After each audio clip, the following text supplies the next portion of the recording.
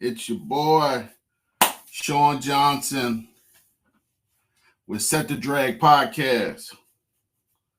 Great afternoon. I'm just getting back home from Kissimmee, Florida. Just getting back home. Whew. I'm trying to decompose right now. I really am trying to decompose because this weekend, today on Set the Drag, we're going to go over what happened during the Kissimmee Chain Tournament for the Bassmaster Kayak Series. Stop 2 that was in Kissimmee, Florida. Very, very, very, very tough tournament for a lot of people. So just give us a second. I think we got a few people coming on. So hold on a few seconds before we get it kicked off and rocking and rolling. One quick second. How's everybody afternoon? How's everybody doing? Everybody's having a great Monday. I just finished this 10-hour drive from Florida, and I'm trying to come down off of this big high weekend I had.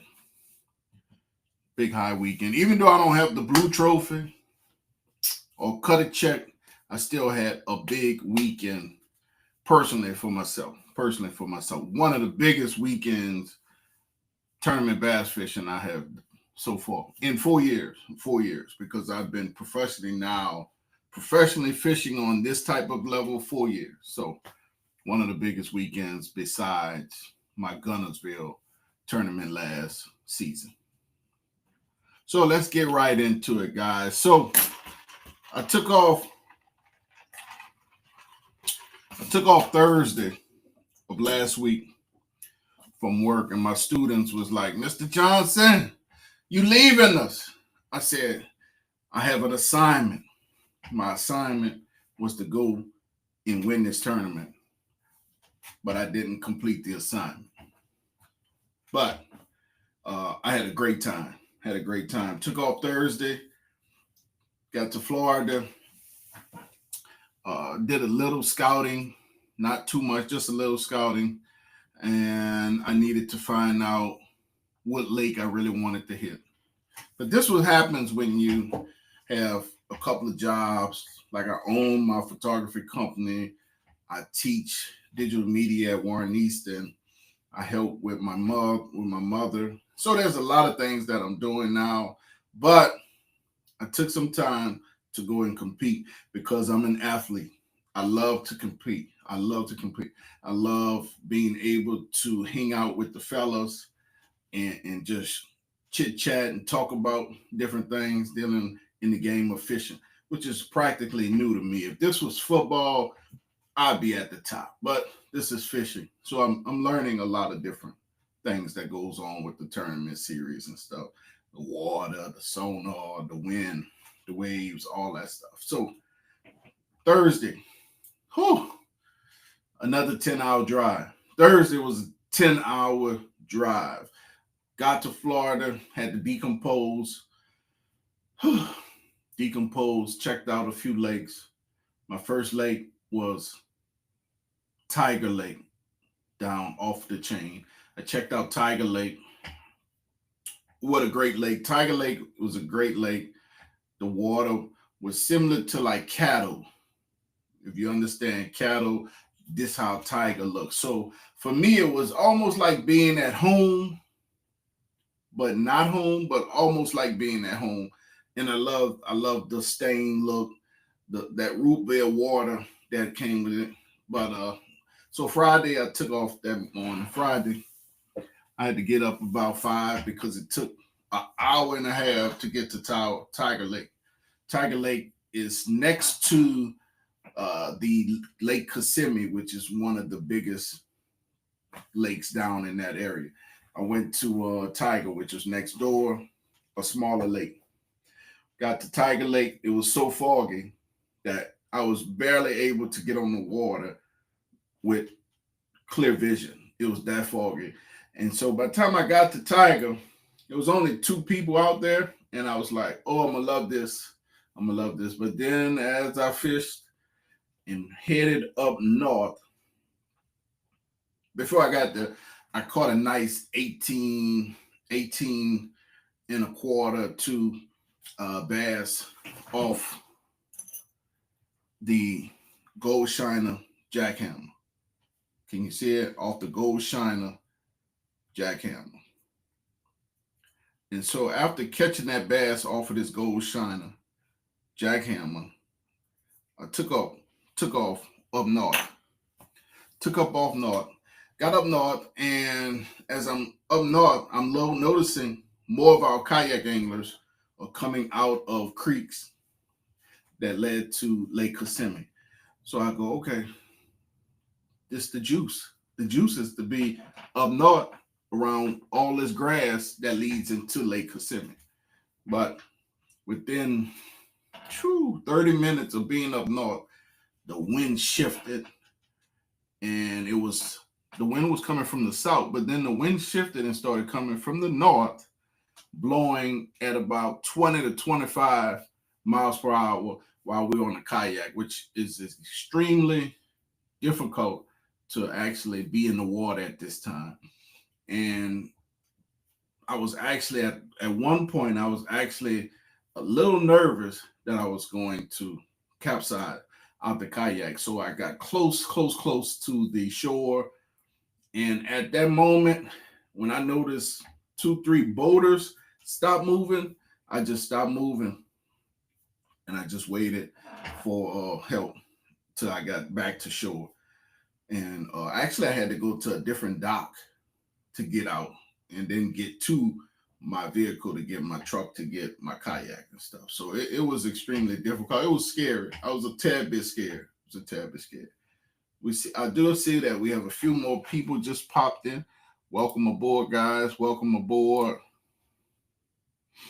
Welcome aboard. Welcome to the show. Welcome to the show.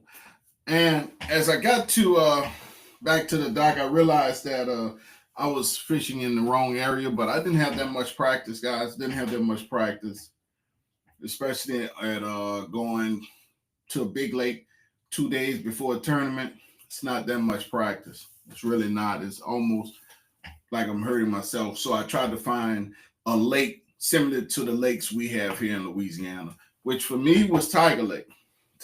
So I go back home, rest, get ready for day one of the tournament. I'm up 4 o'clock in the morning. Up at 4 o'clock in the morning to take my hour and a half drive to Tiger Lake. I get to Tiger Lake, and there's a baby alligator at the launch, like swimming around at the launch. And I said, you gotta be kidding me. At this point in the morning, good thing I had a light, a baby alligator is swimming around like in circles around the launch. So come to find out, there's a long story behind that, because the guy who runs and owns the launch over at Tiger Lake actually was feeding, I think, throwing old fish that he had caught that Friday. He was throwing it in the water. So a lot of the people were actually, a lot of the animals, ducks, all that kind of stuff were out there eating all of the cut up fish he was cutting for his guests. So the next day, the alligator is out there looking probably for the dead pieces of fish that he's sending overboard right by the dock. So we get on the water, day one, Tiger Lake, Camp Tiger. We head out of Camp Tiger. When we get to Camp Tiger, hold on one second. I got a message. Oh, let me see. Hold on. I think I got a message. Yeah. What's up, bro?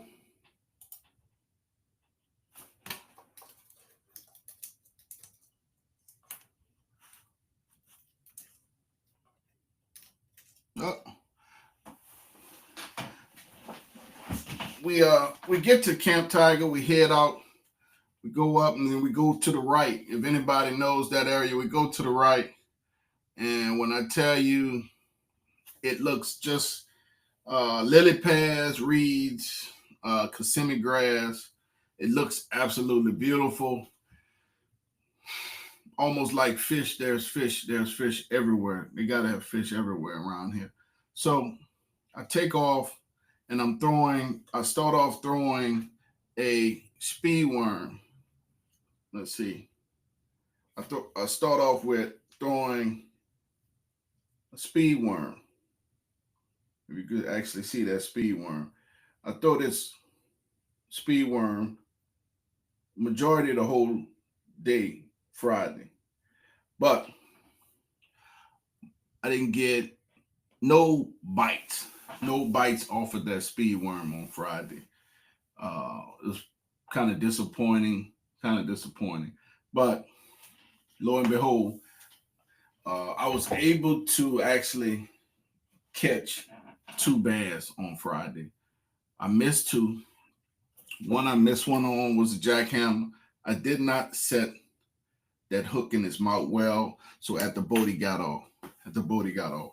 The second lure I was using was and this gonna shock y'all guys. This gonna really shock you, man.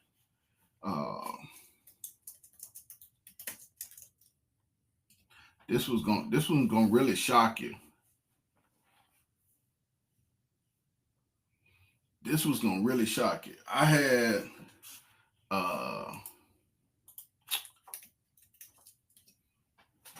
a green, no, a June bug flute, on, throwing shallow. No,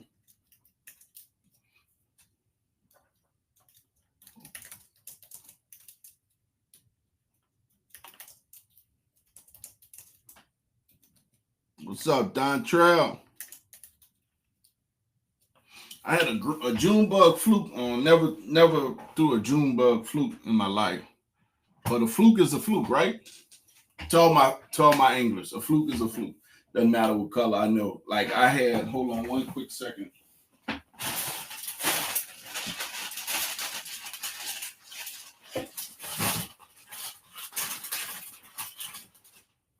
That's it. Check it out, guys. June bug fluke.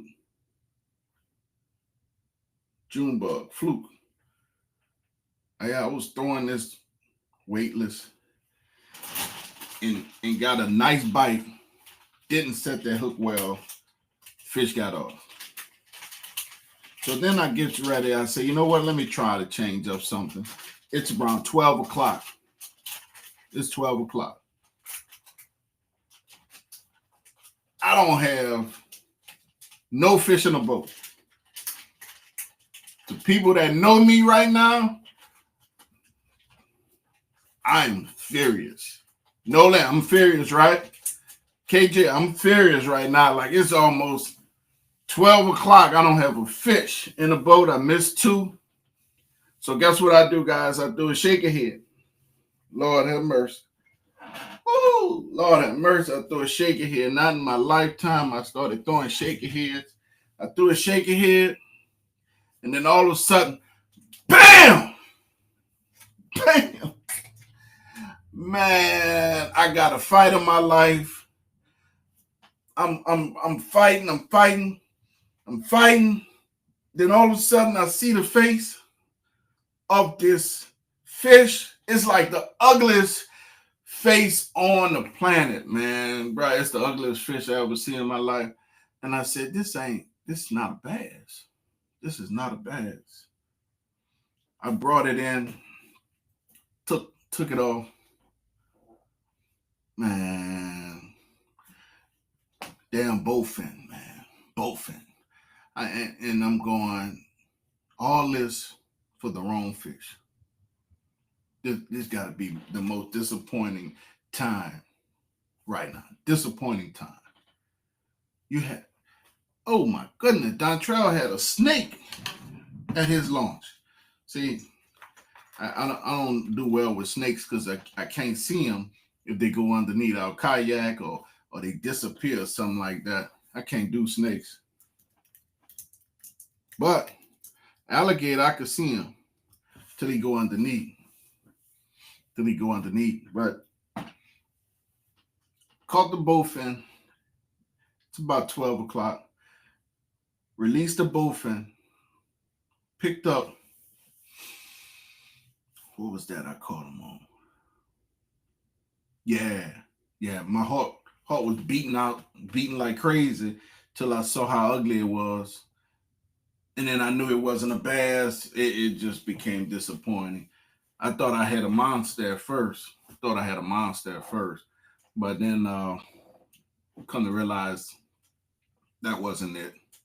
So I kept fishing, and so I tied on world's famous, what they call it down in Florida, Cinco 5-inch stick, the black and blue tip Cinco.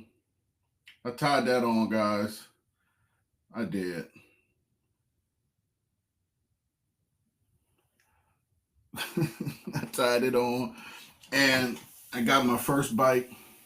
First fish in the boat was about 16 inches. 16 inches. And then I started uh, going around these pads, flipping on the outside of the pads and hit another one. Yeah, you're right. Cattle special. We'll be there in March. This is what I'm going to have tied on. I think I'm going to bring two poles. This pole and jackhammer. Jackhammer and that. Two poles to cattle.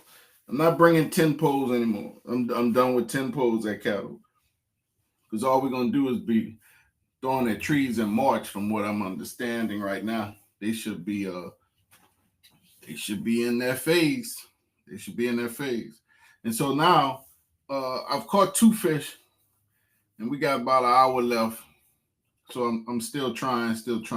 Nothing happened. Time is up.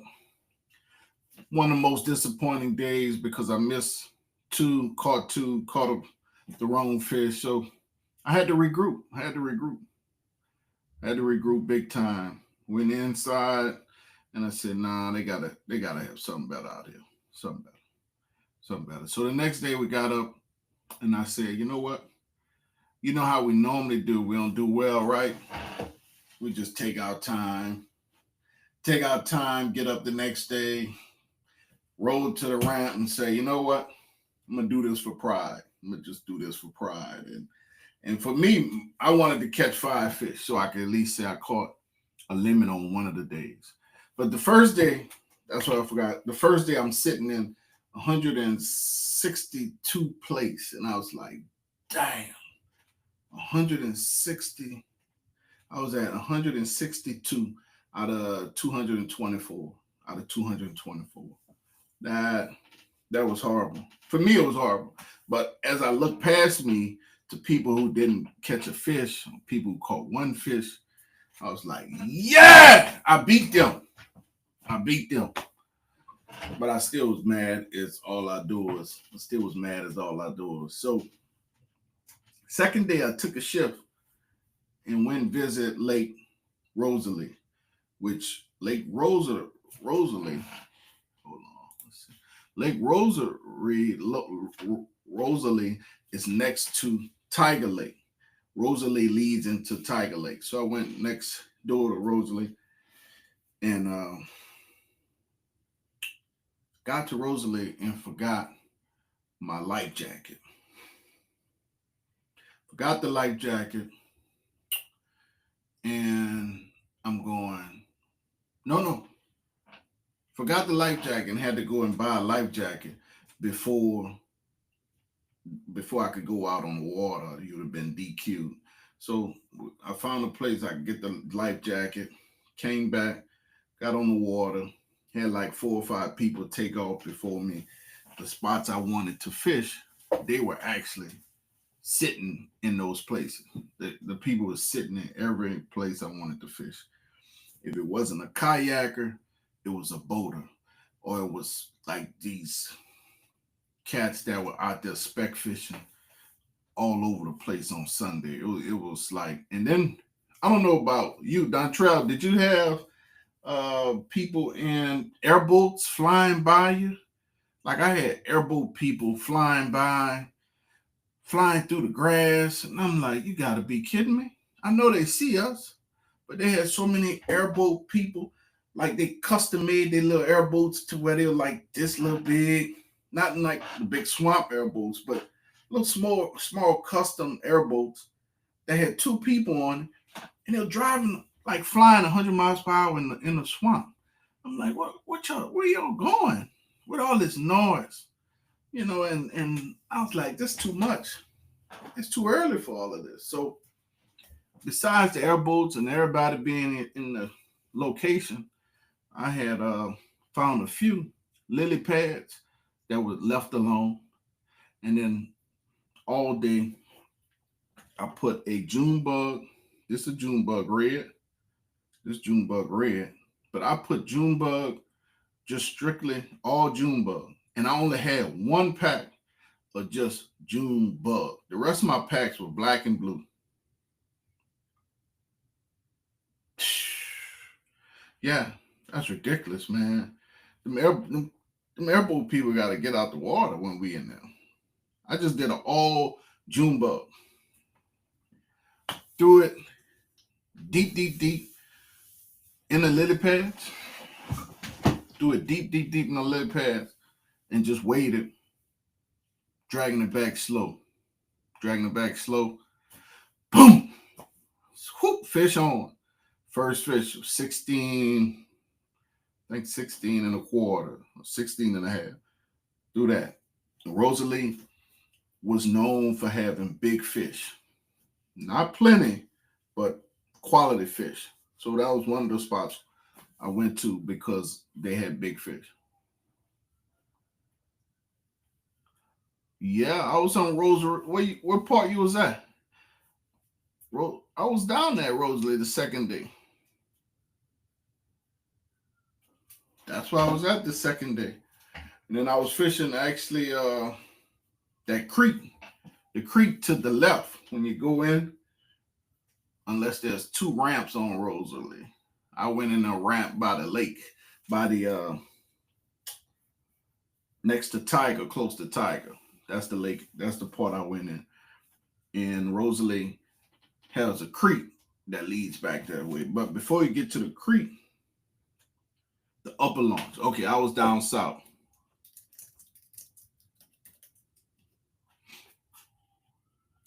Yeah, I was south. Yeah. So look at it. That's crazy because you caught a monster that day, right?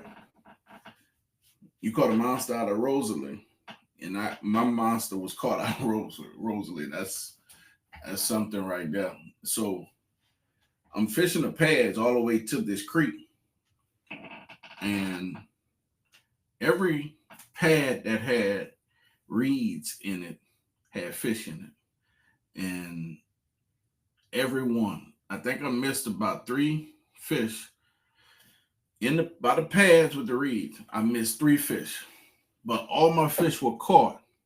All 4 of my fish were caught off a regular June bug speedworm, and I don't have one out now, but I actually had a 5 odd hook in it. I had 5. Yeah,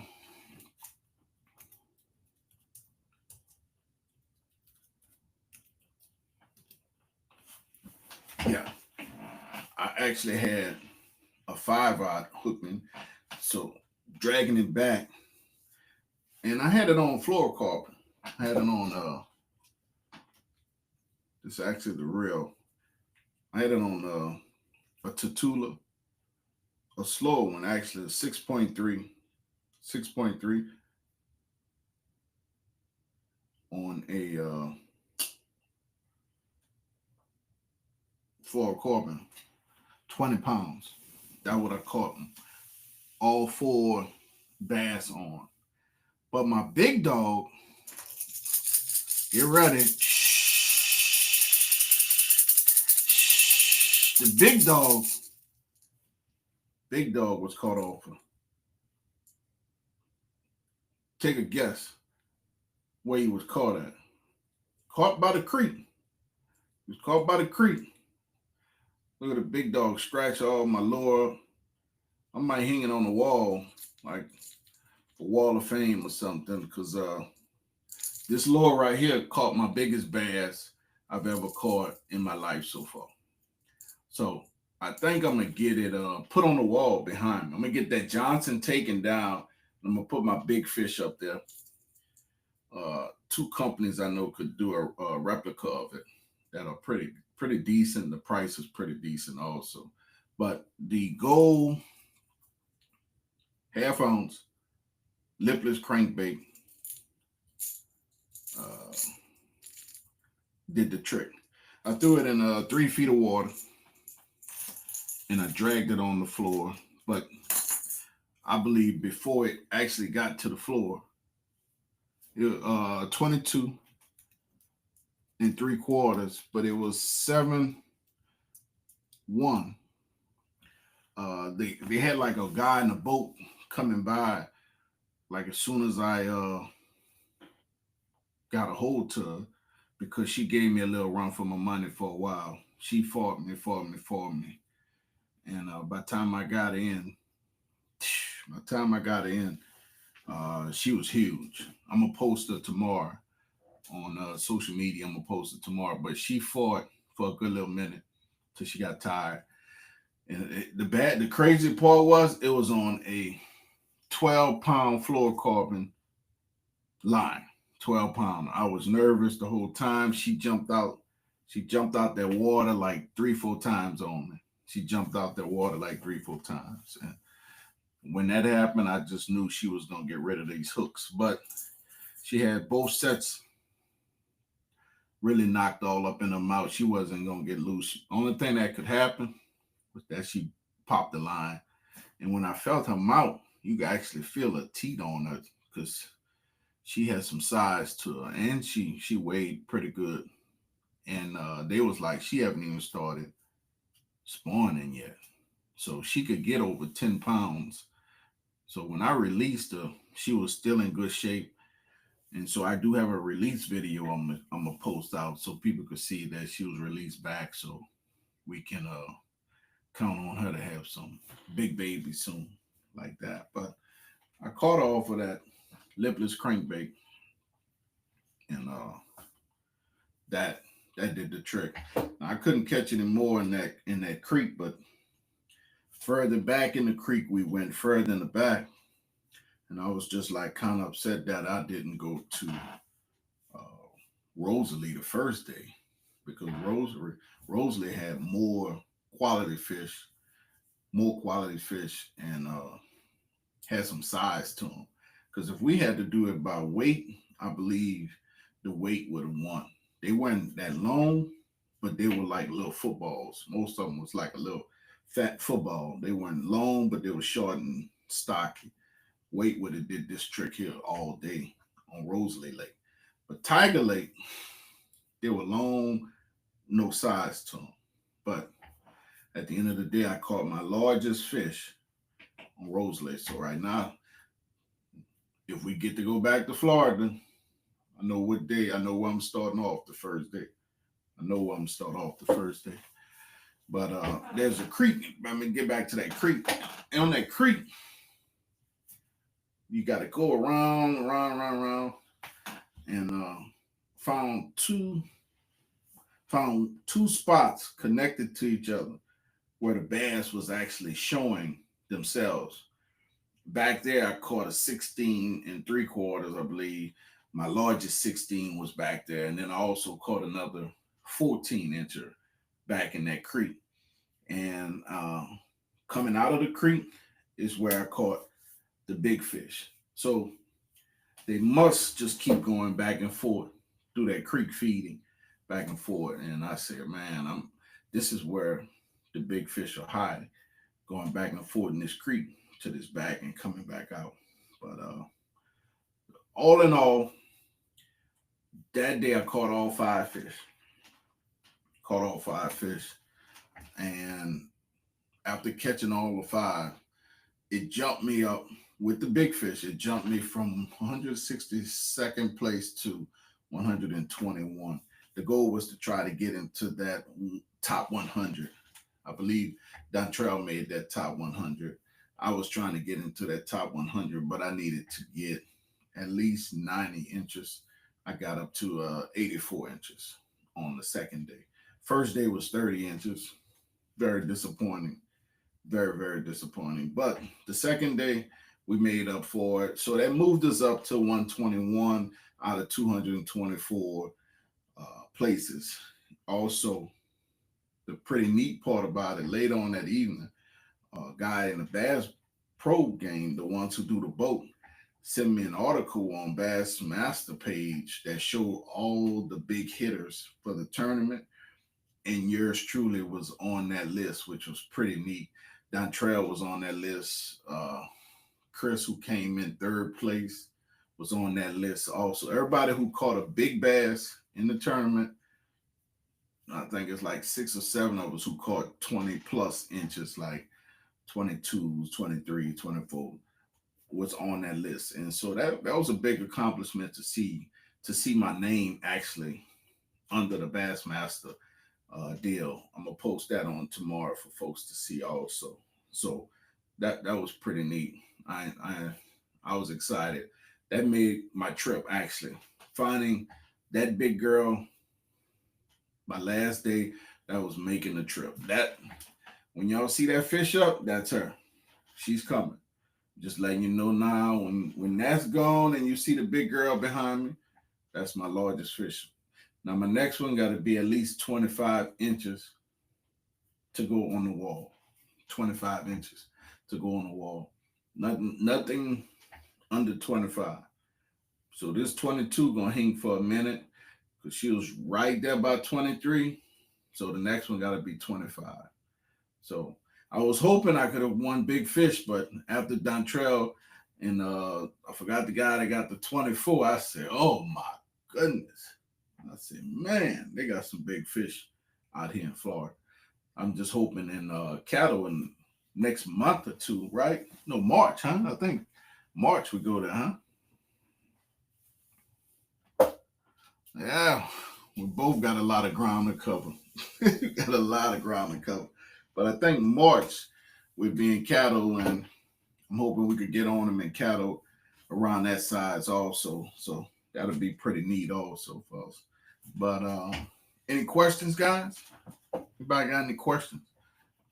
I actually want to say congratulations to the winners of the Bassmaster Classic Kayak Series by your Bassmaster Kayak Series Stop 2 in Kissimmee, Florida. Congratulations to you guys. Keep up the good work. You're looking at people that's behind you that's coming to get your places soon. We're on our way, but just want to let you know right now, keep a lookout. We're getting better and better, week by week, month by month, year by year.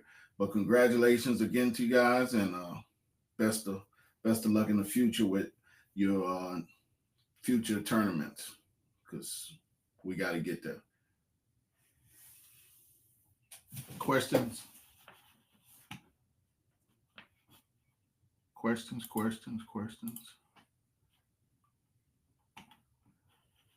What color jackhammer that was you caught your big girl on?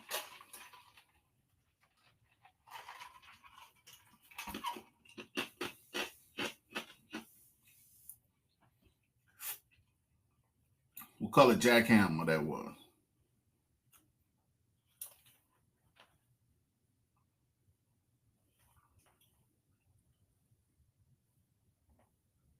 Yes. She hit the rattle trap extremely hard.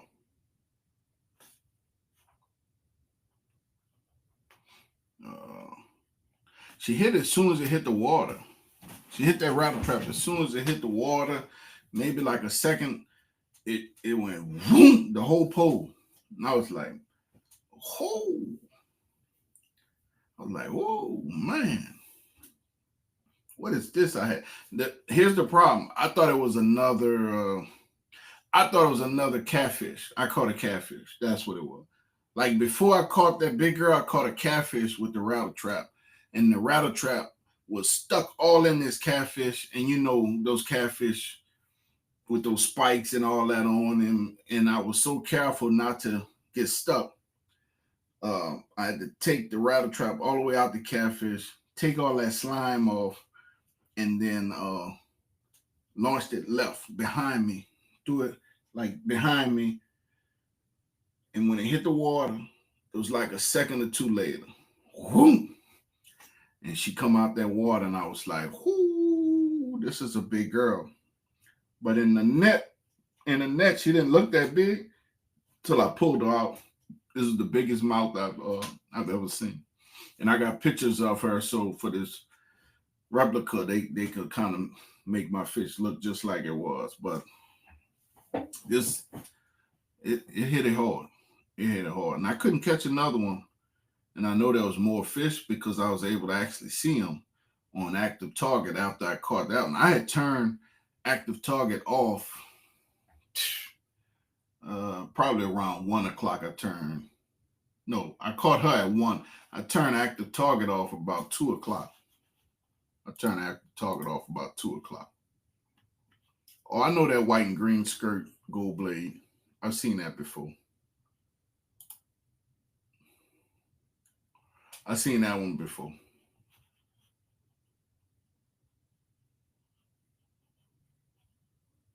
Oh yeah, I've seen that one before. Yeah, that green pumpkin shad. I've seen that one before.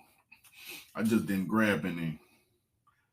After the gold, I didn't have any more faith in it for a minute, but I threw that gold because I knew they had gold shiners in the water, and people was those boaters were fishing with gold shiners all over the place. So I said, well, let me throw some gold that's kind of close to what they were fishing. I was throwing a big paddle tail, a big paddle tail gold, a big gold paddle tail.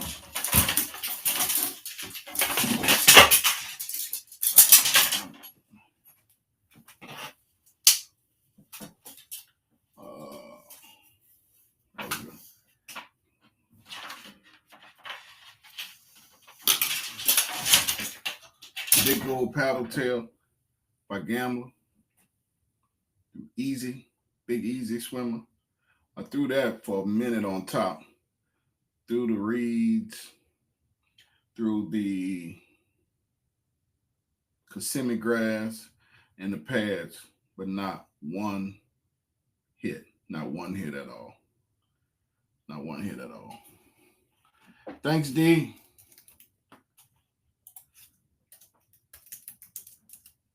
Not one hit at all. But mainly my rattle trap, rattle trap, and June bug swimworm on day 2 did the trick for me.